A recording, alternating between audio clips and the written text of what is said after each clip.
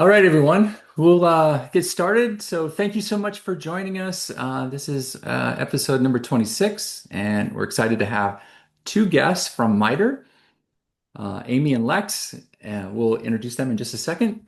Um, but this is really a good thing. The way this came up actually was we saw the new update to MITRE version 19, and it was one of the things that Feedly is always keeping track of. We try to update and keep up with the new MITRE attack versions. So any new techniques that they have, we try to make sure we get those as quickly as possible. But then we thought, hey, this is a um, interesting update. Let's go talk to the folks in MITRE, see if they're interested in talking about the update. And fortunately, Lex and Amy were willing to do that, and not only about that, but about detection in general and how you can use CTI and detection. So, a really great topic. I hope you'll enjoy it. I do have a couple of housekeeping things. So, one of the first things that we always say is we are recording this, and we will share the recording. So because you're registered, because you're here, you'll get an email tomorrow with the recording. You'll also get a second link, and that link will take you to a Notion page. And in that Notion page, you'll see the slides, any Q&A that was asked and answered, a couple of reference documents, links if you want to connect with Amy or Lex, and the recording. So everything's all packaged in one place, or you can just go straight to the recording if that's what you want. The other thing is, if you want to ask a question, we're not using the chat, but if you use the Q&A function, post it out there. If it's something that we can answer in the background in text, we'll do that. If it's something that is maybe better brought into the conversation, then we'll jump in live and we'll ask that question. But encourage you to ask your questions. Amy and Lex have said, yes, that's great. We'll do that. And we're happy to bust in and answer those questions live. So without any further ado, let's introduce our panelists. So we have Amy, who's the chief engineer, and Lex, who's a principal cybersecurity engineer, and both at MITRE. So thank you for joining us. Sorry, Amy, do you want to start by giving a little bit more about your background? Sure. I will try to speak very quickly because we have so much to cover. We're so excited about this discussion and Healy reaching out to us. Um, my name is Amy Robertson, and in addition to being the chief engineer for cyber intelligence at MITRE, I am also the deputy and the CTI lead for the MITRE attack framework. And in that role, I focus on understanding the adversary. So, what they do, how they operate, what their campaigns look like across time, what tools, what software they're using, what malware they're using. Um, and in my chief engineer role, I also focus on CTI a lot, but that also encompasses some other things like purple teaming and exercises and assessments overall. And I've been in cybersecurity for about 15 years. I'm helping government, industry, and international partners address cyber threats. Awesome, Lex. Yeah. So I'm Lex. I've been in the tech field for 12 years now, actually.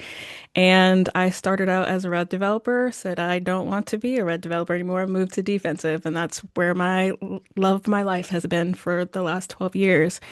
I am the defensive lead for MITRE ATT&CK and the technical lead for attack evaluations, which is more that purple teaming aspect that Amy talked about earlier. So we interface all of the time. We go from CTI to detection engineering very much every day, every hour, every minute. And so I love to be able to talk to you guys about this today. Awesome. One thing that we like to do is to let the audience get to know you just a hair more.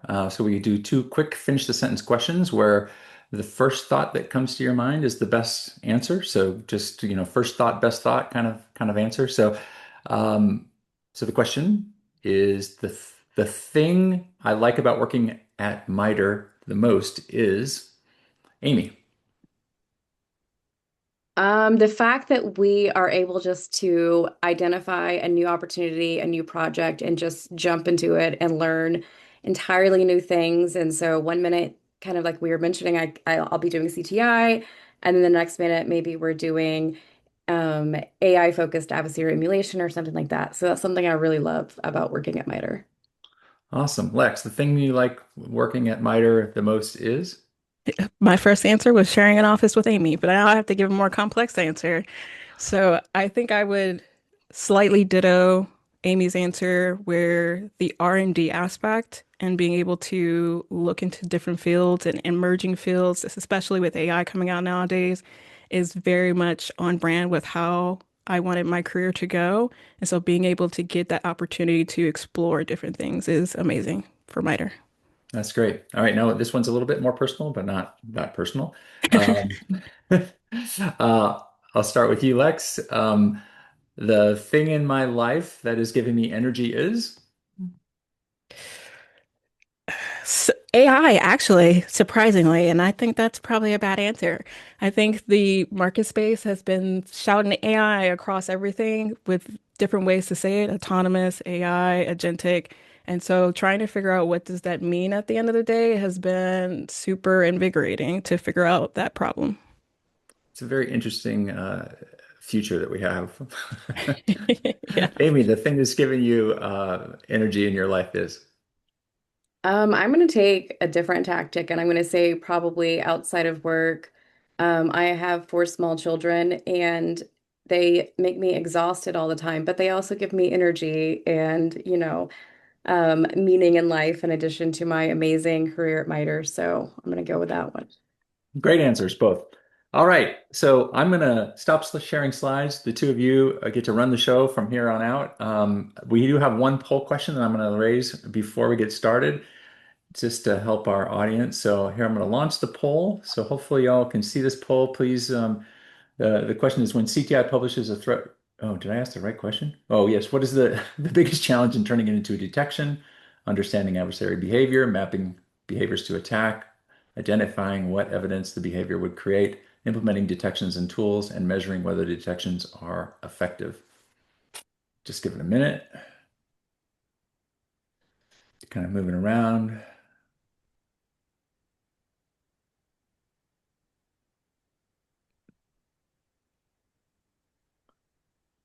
All right, it's a decent number of responses, getting about 50 responses so far. So I'm going to just go ahead and end the poll and share the results.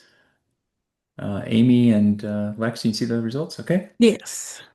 Any thoughts on these, or just you're just ready to guide the discussion this way? That just means, so your answers, especially for it to be number three, means my job is more important than Amy's. Ha, I told you, Amy. So there you go. All right. Um, yeah, so I clearly think that CTI is by far the most important role in cybersecurity, but I'm willing to give Lex the second level role there. Um, okay, so why don't we go ahead and get started, Lex, unless you have any additional comments on the first poll. No. Okay. Um, so we've done our intros. I wanted to if you we're gonna go to the next slide. Um, Not sure who's leading the slides right now, but Can you see the next slide? yes. Okay, yeah. Okay, so who this is for is kind of it's for anybody, honestly. But if you're a CTI practitioner, if you're a threat hunter, if you're a detection engineer, if you work in cybersecurity overall, we're just trying to provide a clear picture of what how CTI and detection engineering can work together, what detection engineering actually needs from CTI, and how CTI practitioners can produce it. Um, Again, this is something where Lex and I have been working together in a variety of fields, supporting a number of projects, doing CTI and detection engineering. So this is an approach that we have seen work in practice, but every organization is different, every team is different. And so I do want to flag that you may need to make adjustments to how we approach it, but it's something that we often see in the field where detection engineering may not always be getting the most actionable intel. And so, how are we operationalizing what we're giving to detection engineering teams so that they can actually apply that threat-informed defense? And so we hope you're walking away with something useful. If you have questions, again, feel free to drop them in the chat or just follow up with us afterwards. Um, Next slide.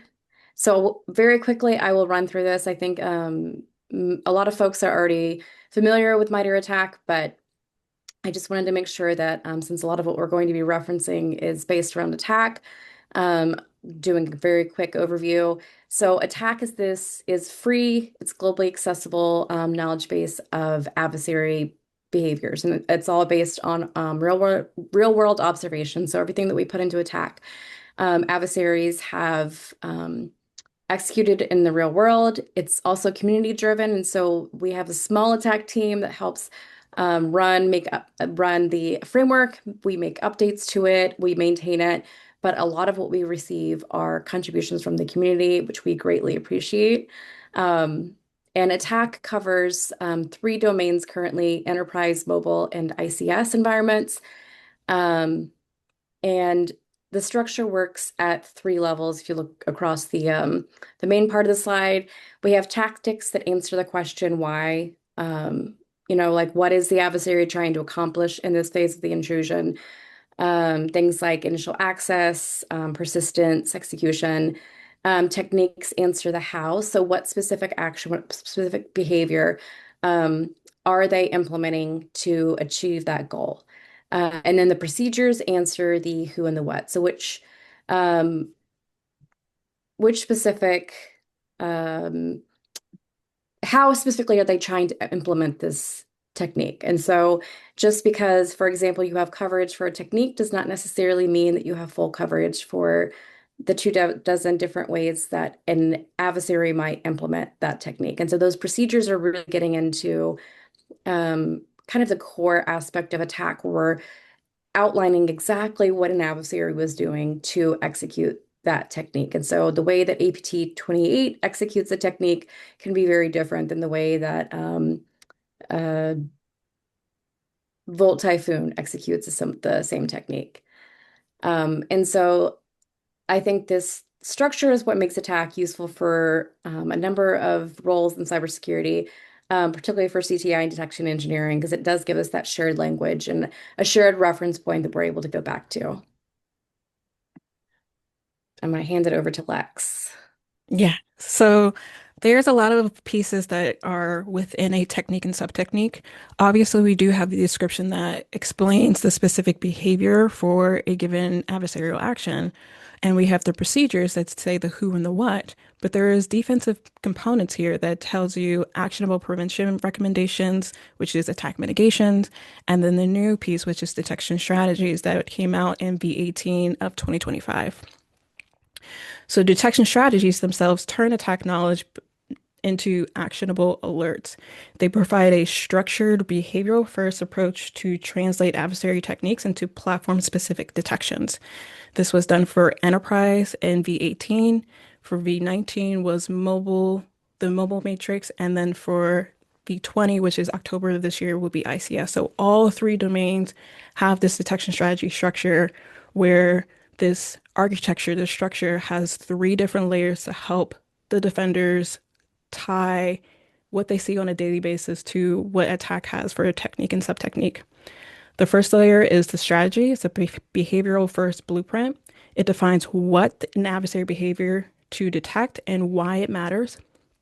The analytic is the platform specific how. So let's say our given technique for scheduled task has Windows, Linux, and Mac OS as a platform. All three of those platforms are going to have specific analytics that showcase the different platform implementations for a defender's perspective. And then we have the data component level, which is the where or the data collection level of what telemetry, what log sources that you need to collect, fully making this architecture like super actionable so that we can do that one-to-one mapping. And it's essentially making a defender's process a little bit easier. I have the saying that offensive typically has about one way that they need to maintain to know to get into a computer system. Defenders need to know all of the ways. So we have to maintain a lot of information, and any way we can make that job easier is the goal. And that is what detection strategies is here to do. All right, Amy, I'm gonna pass it back to you. Um, And so going from detection strategies to where CTI fits in. So there, as I mentioned earlier, there are different functions of CTI teams or practitioners. And Lex and I were actually talking about this earlier because some CTI teams I've been on, we kind of merge into that detection engineering space. We do our own threat hunting sometimes. Some CTI teams focus a lot on malware analysis. Some CTI teams are very strategic and don't necessarily get quite as much the tactical level, really depending on where you are in your organization and which teams you're supporting. And so I'm going to be, again, approaching this from where we have seen it work well for a variety of different um, projects and organizations we've worked with. And the first thing I want to highlight is that no matter where else we are going from a CTI perspective, our core function is to always understand the adversary, understand them, understand their behaviors, investigate how they are working, what they're thinking, what their intent, capabilities, motivations are, pulling all these disparate pieces of data together to produce actionable intelligence that's going to drive detection coverage. And then help the detection engineers refine and test their detection strategies, their analytics, whatever they need. And so, what we should be doing as CTI practitioners is providing enough of that adversarial context. So, at the right level of detail to enable detection engineers to actually provide that detection coverage.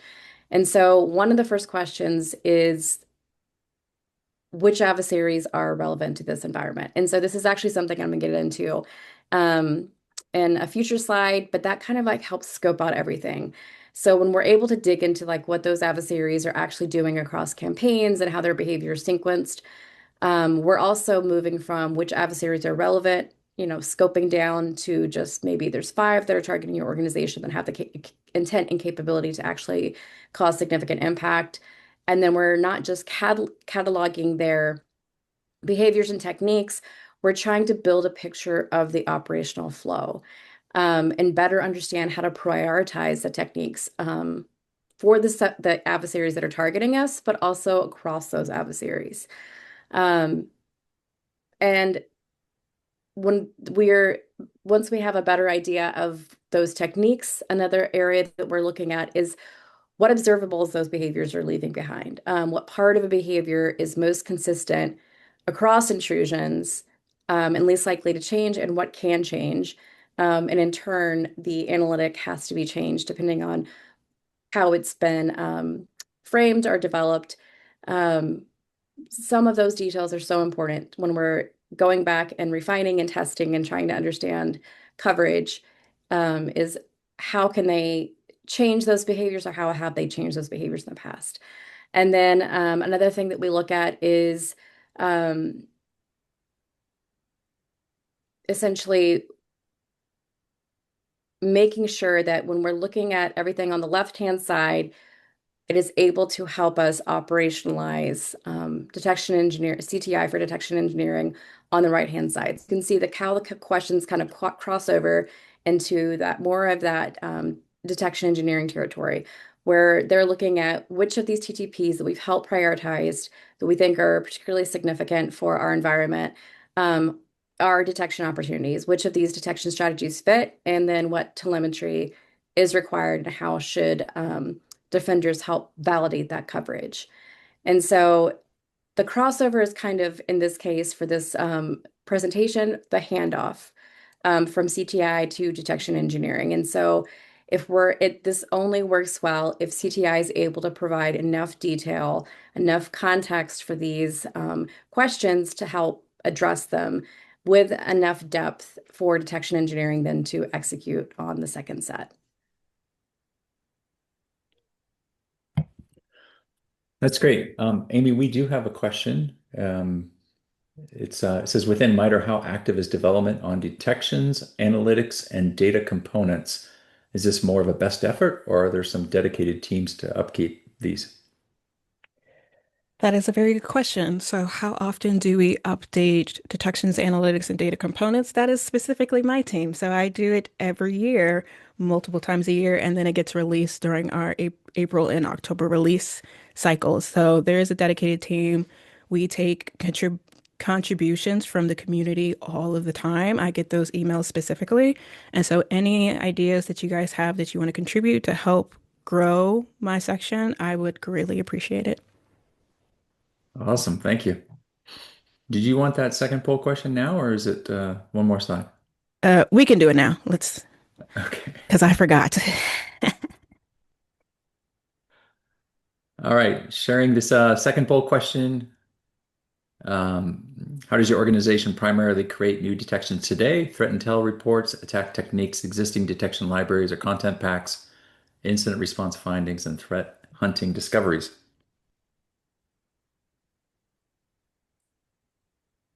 Oh, interesting metrics here.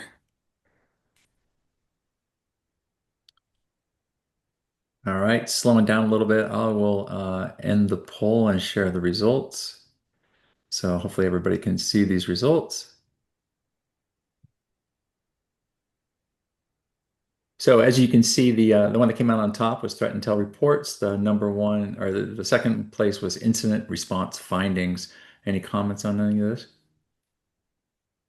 I think this actually directly demonstrates that how important threat intelligence is for detection engineering, Lex. Yes, we're 1-1 right now. No, I think this is super important, especially coming from threat intelligence and incident response findings.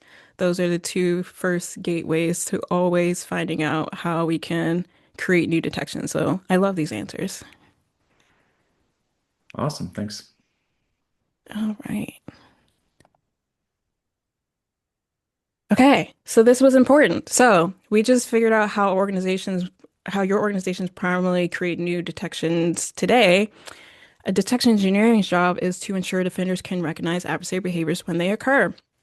And that starts with the principle we don't detect techniques, we detect the evidence techniques leave behind. That means answering for questions for every behavior we received, what behavior occurred, what system identities and resources are involved, what telemetry sources capture it, and what analytics distinguish malicious from legitimate, especially during the living off the land, especially all these abuse factors. Having that knowledge for lowering the false positive rate is super, super important.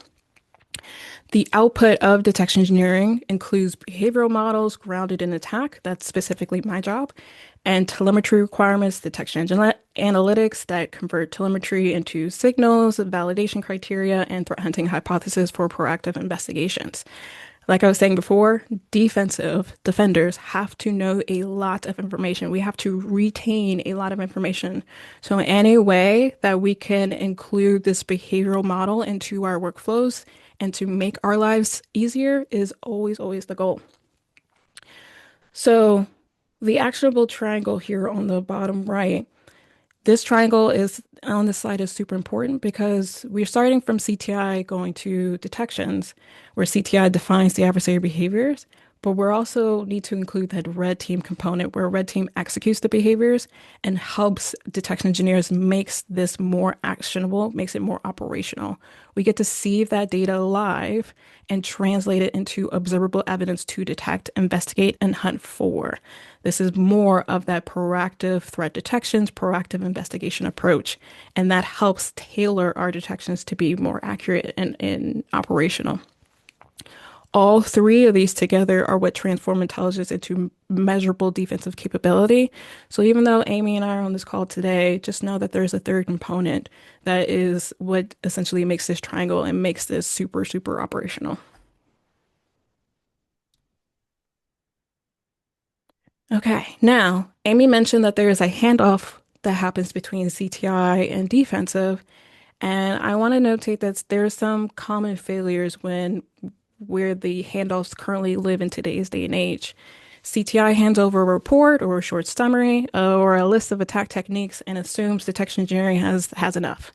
I have some days where I'm yelling at Amy like, "Where's the rest of the information? I need more. I needed it to be able to do my job better." That often means that because I'm not getting that information, I have to recreate the problem, recreate what happened in threat reporting, recreate what happened in the real world, what behaviors matter, what evidence should exist, what data do I need, what is realistic in this environment and how much analytic burden am I taking on? So from both sides, for both of us, we have seen organizations where CTI says we delivered the technique, and then detection side says, well, that still didn't tell us anything. What do I need to build? That is very much a disparity gap between our two teams where this handoff breaks. And so we need to build it into a workflow that is functional for not only detections, but for CTI to be effective and useful to detections and that whole life cycle handoff piece.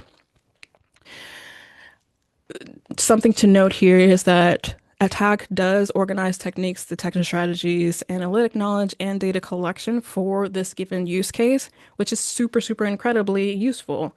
It helps both of us normalize that language so that we're not talking in two different terminologies, two different language barriers, and comparing related ideas where none of this stuff makes sense. So attack is there to help fill this gap, but I want you guys to be aware that it doesn't just end at attack, and that's the whole point of this conversation. It doesn't replace CTI analysts, it doesn't replace detection engineering. There's still a methodology, a life cycle, a workflow that enhances the attack framework with all this information.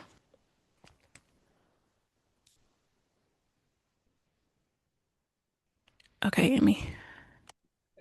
So I think that we are already not going fast enough, even though I thought we were talking really quickly. So I'm going to rush through a couple of these slides. Some of these were a little bit foundational, and so I just wanted to cover them at a high level anyway, and before we get into something a little bit more detailed.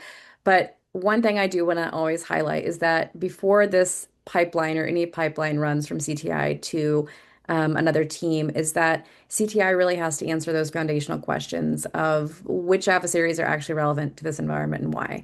I'm not going to get into the priority intelligence questions. I'm not going to get into all of those aspects. I'm going to assume some knowledge there.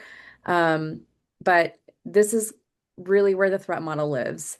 And when I say threat model, obviously, I'm talking about the looking at understanding what assets you have, like what are the critical assets, what are your crown jewels, but also from an adversary perspective, what would they want in your environment? What path are they going to take to get there?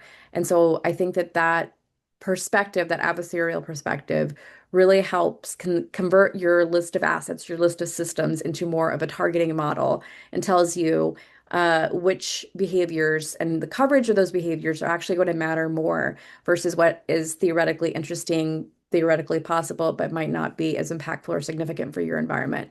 And then also, when you're identifying your relevant adversary set. So the confirmed targeting of your sector, your region, your overall victim profile. But again, not just that general threat landscape awareness, but confirmed activity, understanding who the intent, the capability, the motivation of the adversaries that are targeting you, and then prioritizing the behaviors of those adversaries that are targeting you based on the prevalence, like how many actors in your relevant adversary set are using these type of techniques, these type of behaviors at a procedure level, like what level of detail are you able to track? What is the impact if these specific techniques go into undetected? So how far does successful execution enable them to advance towards your most critical assets? And then do you have detections for this? And is that detection validated? Have you validated those detections for those critical techniques?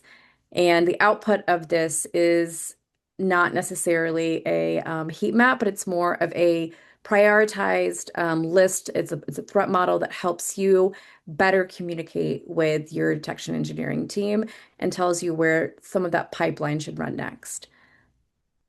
Next slide. I think I saw a question come in.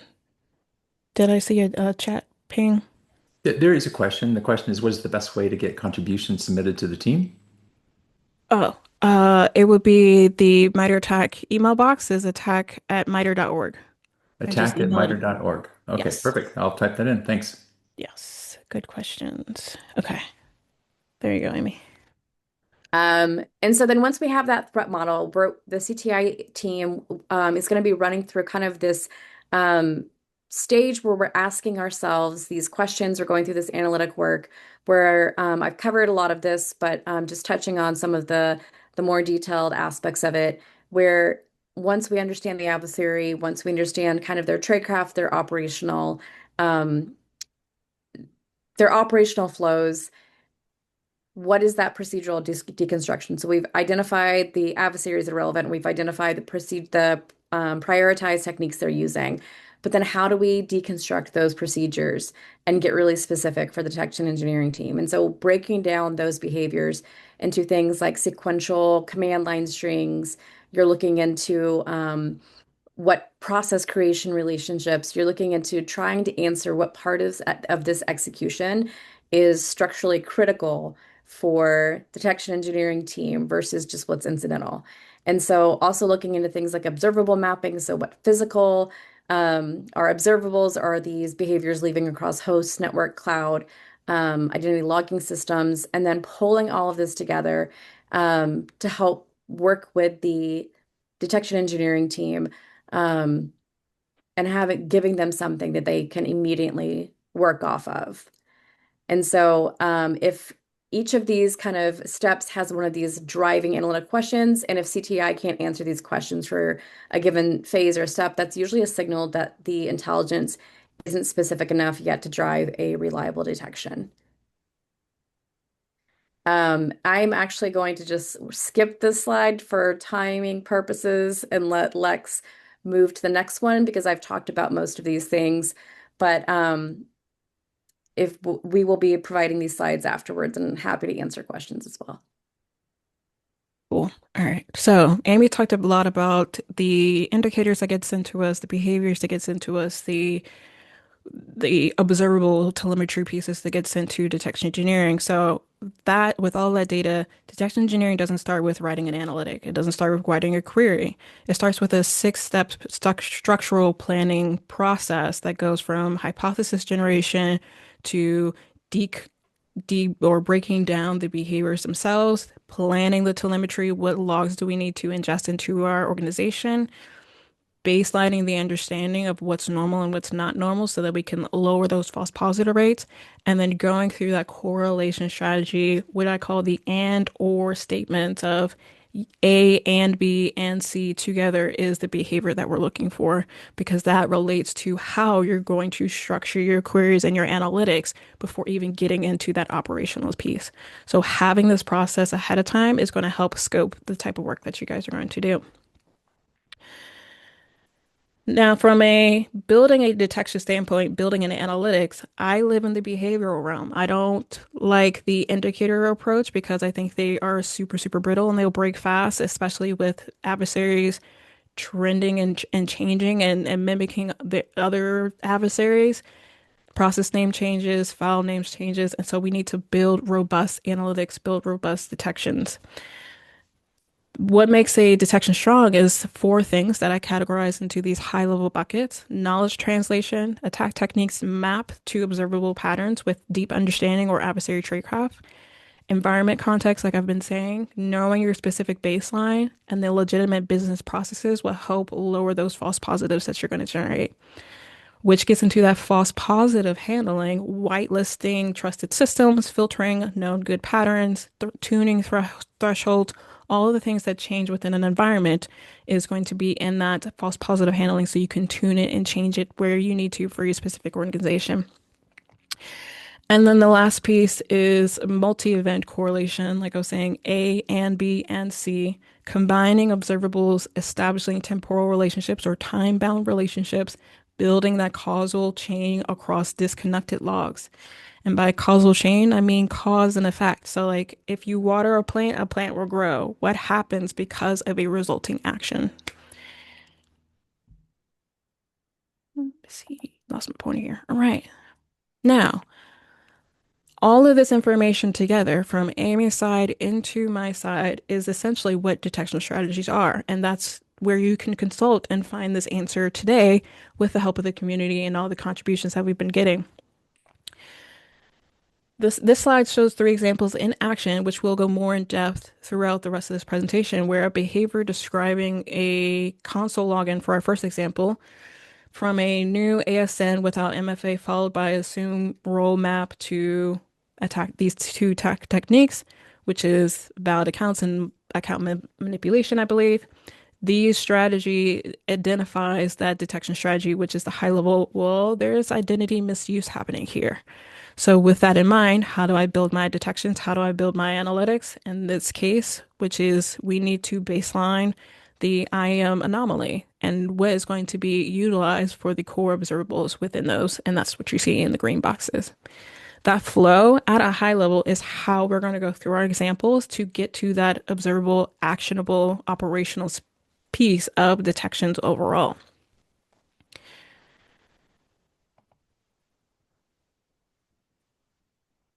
So I think this is where you wanted that next question. Yes. So I'll launch it. While this question's up, there was another in the Q&A if you want to take it. It says CTI works well when we can focus on industry or geography. How could MSSPs use CTI for detection engineering when their client base is broad in terms of industry and geography? I suppose the same thing could be said about multinational corporations that operate in different places. Yes, so I definitely understand your pain there. One of the things that MITRE does is that we support partners in very different parts of the world. And so they have different adversaries that are targeting them. They're in different sectors.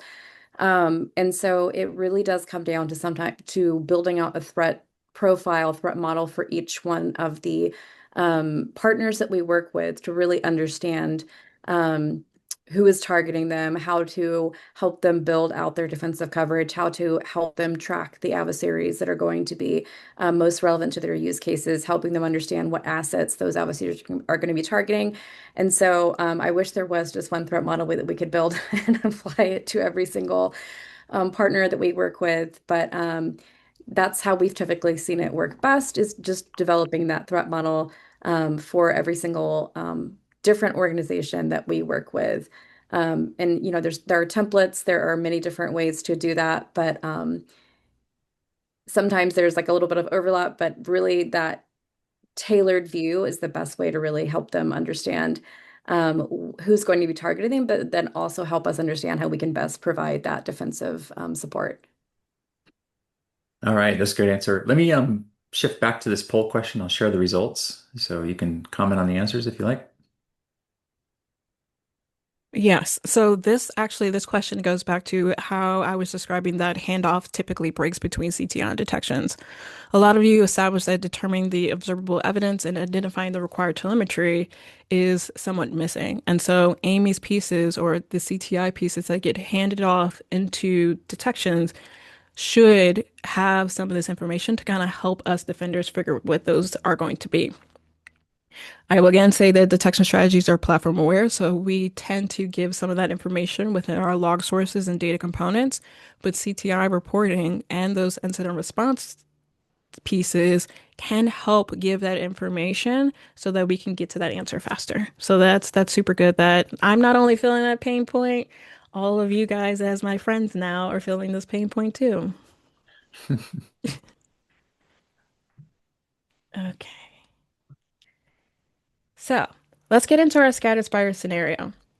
This first example is an AWS IAM scenarios inspired by public reporting on intrusion sets often associated with social engineering, valid account use, and account manipulations. I believe in our one-on-one chats with Amy, she calls them the advanced persistent teenagers. I believe this is the one that she called those. So we are not trying to reproduce a single report with what the word for word count is going to be in these examples. So please keep that in mind. We're using a realistic cloud access pattern that many defenders will recognize within this scenario. Okay. So suppose the underlying report says that an adversary gained access to cloud identity, perhaps through social engineering, compromised credentials, or access inherited from the broader intrusion.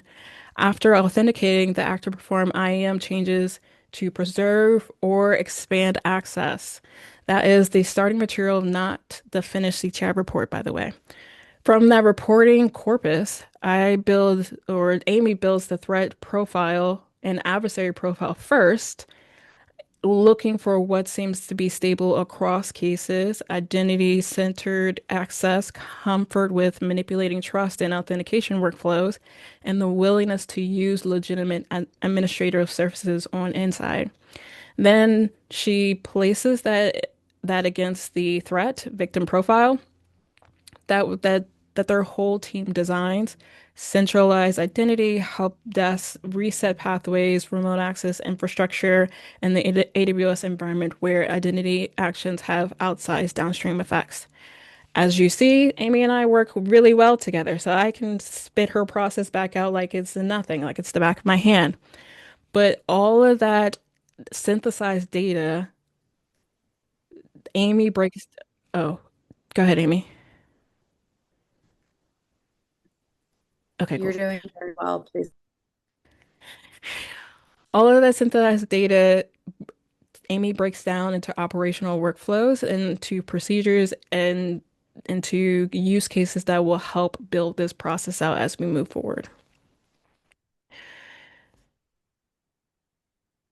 Okay, Amy, are you still breaking up? No, I think I'm good. Okay. Okay, so as one note I did want to add into from the last slide is that one piece of we all love AI, but one piece that can be really challenging for um, LLMs and other when we're trying to automate things really quickly is that when we are taking a narrative report and trying to break that down into procedural level detail for defenders, that's something that automation can't always replace. And so that is typically what we've seen where a human does need to be in the loop somewhere in that process because translating narrative reporting into something reliable, um, enough for a procedure description really requires judgment about what's confirmed in the reporting, what's inferred, um, understanding maybe the bias of report writing and what goes behind that, and the bias of an analyst. And so you're only seeing one part of it. So again, really having a human in the loop somewhere when you're going from narrative reporting to that procedural level detail to the defenders. And that human really has to understand at some level what's structurally necessary to pass on. And so whether even if you're putting some of this through an LLM, please have a human in the loop to help out your defenders. Okay, so behaviors to attack techniques. So um, when we're looking at whether it's a tool, whether it's malware, whether it's narrative reporting, whatever it is, we're mapping that observed behavior to attack. And the key thing here is that we're mapping or we're trying to map to the right level of specificity. And so three of the observed behaviors from Scattered Spider, you can see here on this slide, create access key where they're generating long-term credentials for persistence, the attach user policy, et cetera. And so we're looking at these behaviors and then we're going through to map these to techniques. Um, and so you can see again, kind of on the right, some examples of how we've mapped things, but we're not stopping at just those techniques and those technique IDs. We're going to provide additional context about how that adversary is actually using it. Specifically, cloud account credentials are obtained via social engineering and used for console login, followed by role assumption. So that level of detail is going to be incredibly important for Lex's team when she gets it to be able to actually um, start her work with whether she's writing detections, whether she's writing her developing analytics, whether she's testing, whether she's just trying to refine what she already has. And so this level of detail is really important, again, to not break that handoff that Lex was talking about earlier.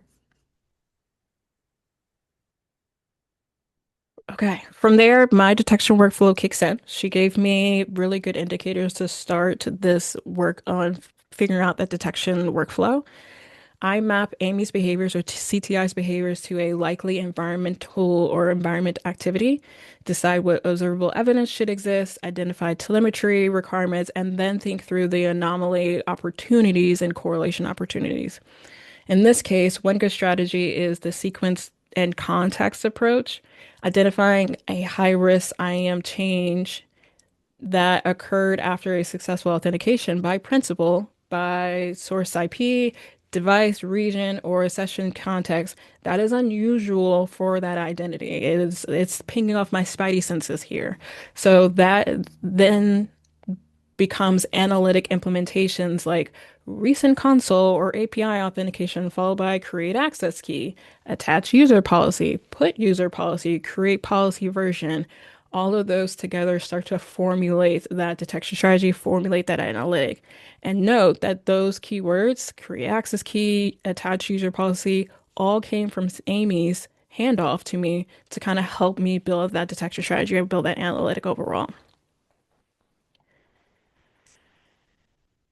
Now, to support those analytics, I need to figure out what those explicit telemetry pieces are going to be. In this case, because of the API calls, that's going to lead me to CloudTrail.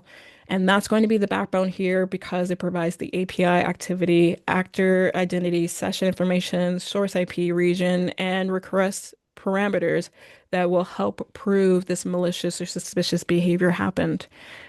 Without CloudTrail or without reliable retention or normalization, the strategy becomes much weaker. If I don't have CloudTrail and I just have Okta here or Amazon Guard Duty, do I realistically have enough information to prove the adversary activity happened for account manipulation or for valid accounts? I could make an assumption, but realistically, it's not going to be enough to make sure my analytic is not brittle or will break over time because that CloudTrail piece that Amy gave me is what's going to solidify the usefulness of this analytic.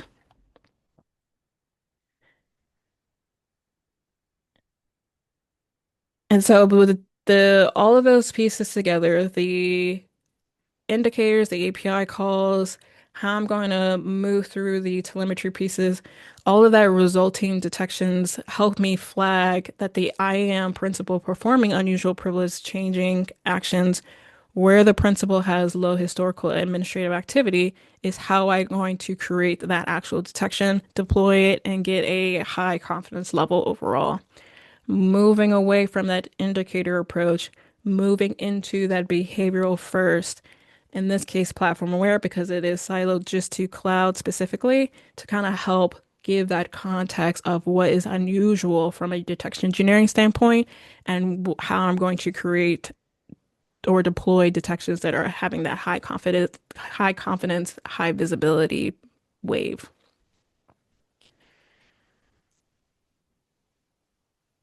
All right. We do have a second example.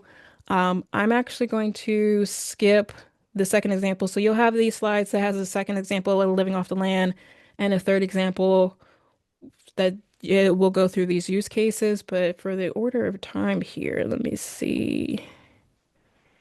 I'm going to jump to the slide. Okay. So even though we went through only one example, all three examples, and once you guys see the slide deck, the pattern is going to be consistent. CTI performs the full analytic transformation, threat reports to the profile, to the behaviors, to all of the telemetry pieces that it's going to get handed off to the detection team.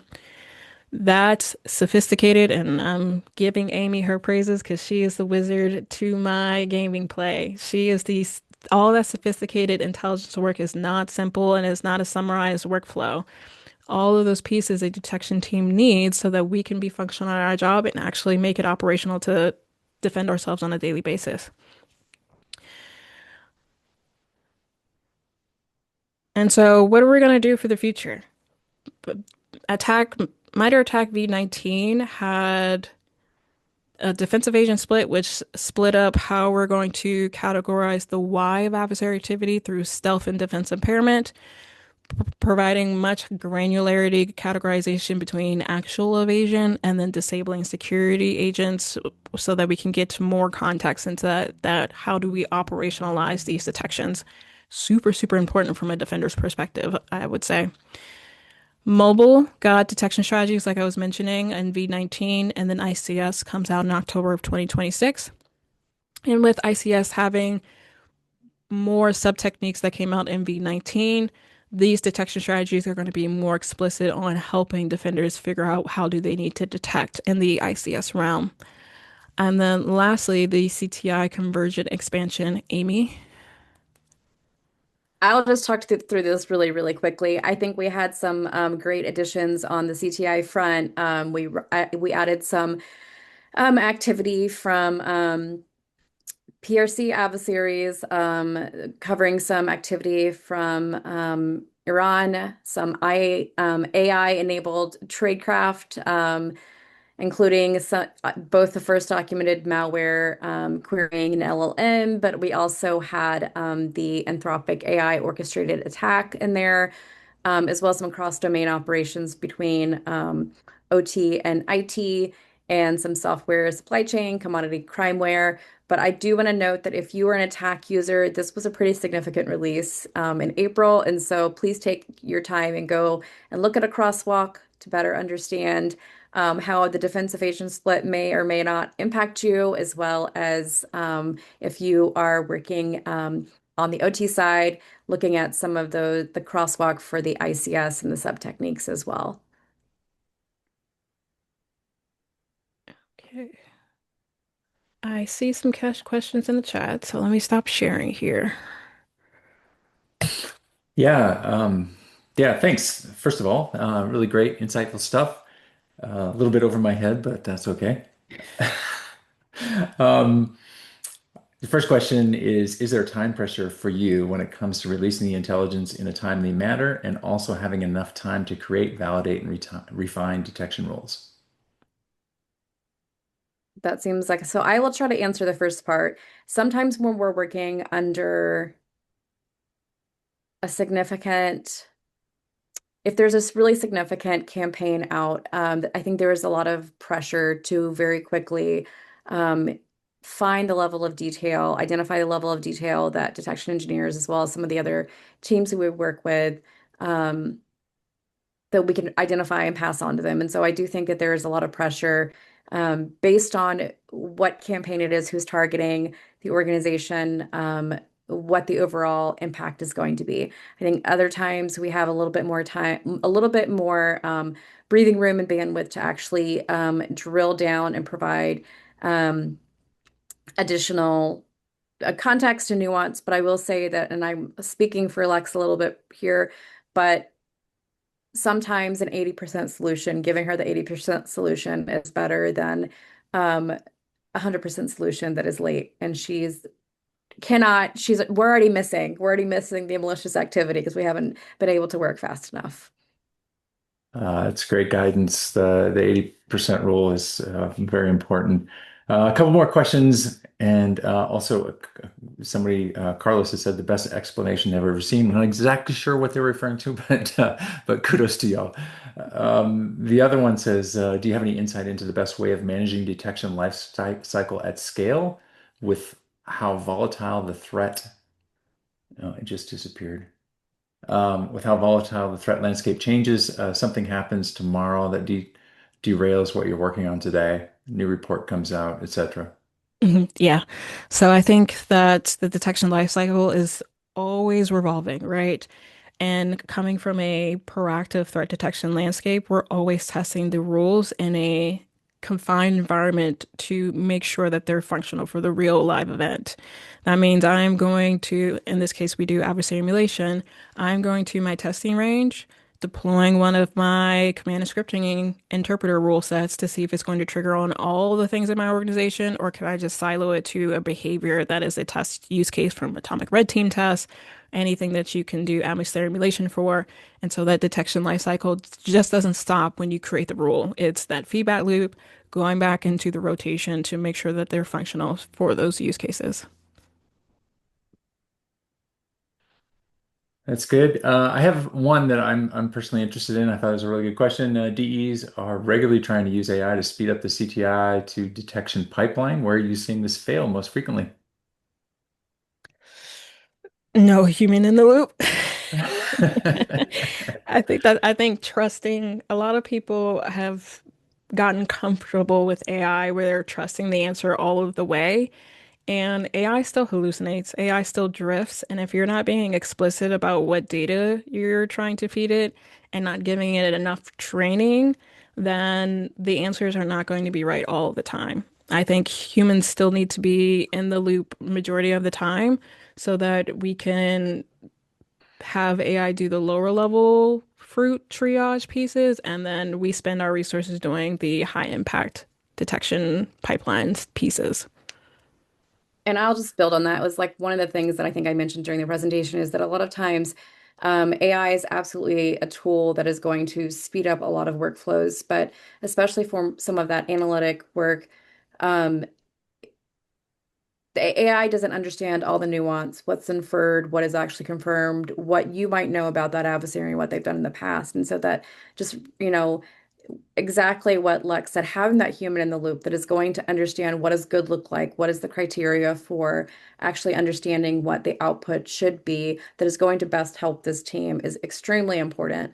And so it's not just putting a prompt in and expecting the same level of um, detailed specificity that the detection engineering team would need. It's working with a CTI team, having them help understand how to develop the guardrails, the human in the loop workflows that are going to best produce the results quickly, but where you're not losing any of that analytic rigor, but you're also not losing any of that extremely important adversarial intelligence that's going to help guide the rest of the defensive coverage.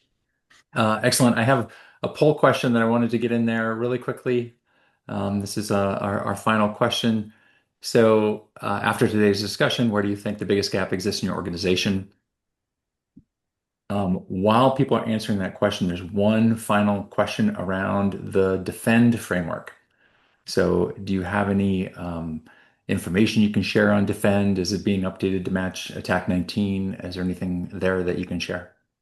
Yeah, so Defend themselves is actually a separate team outside of Amy and I. They have a Slack channel where they post their updates in their open public Slack channel. So please, please, please, not only just go to the attack Slack channel, go to the MITRE Defend Slack channel for updates for them as well. For the context of matching attack V19, we have two different use cases I want you to be aware of. Attack is for the knowledge base of adversary activity. Defend is more for defensive countermeasures. I personally feel like they're at two different abstraction levels from detection strategies and defend countermeasures. So keeping that in mind, they have a different flow for how they release their countermeasures within the defend framework. But please email them. There's, I believe, is defend@mitre.org, or you can go to their defend attack Slack channel. I mean, defend Slack channel. Sorry. Awesome. And then here's the results of that poll question. You can see CTI detection handoff is the biggest gap. Anything else you wanted to comment on this? Let me see here. Sorry. Oh, so the CTI2 detection handoff is the biggest gap, which Amy and I are on par with. We feel like we need to build this merger between our two teams so that that gap is not going to be the thing that stops you guys from being the best CTI and defenders in your organization. So I will say these slides are going to go out to help build that piece for you guys. If you ever have questions, feel free to email Amy and I so that we can kind of like help share the knowledge because we're all friends in this community. Well, with that, I really wanted to thank you again for coming on and presenting to everyone. I think it was a great presentation. We had good attendance, about over 100 people, and we had some good interaction from the questions. So thank you so much. And if anybody wants to reach out to these two people, they've volunteered their LinkedIn addresses in the email that I will send tomorrow. It'll be part of that link in the Notion document. So with that said, I'm going to close this and say thanks again to our speakers. Bye, everyone.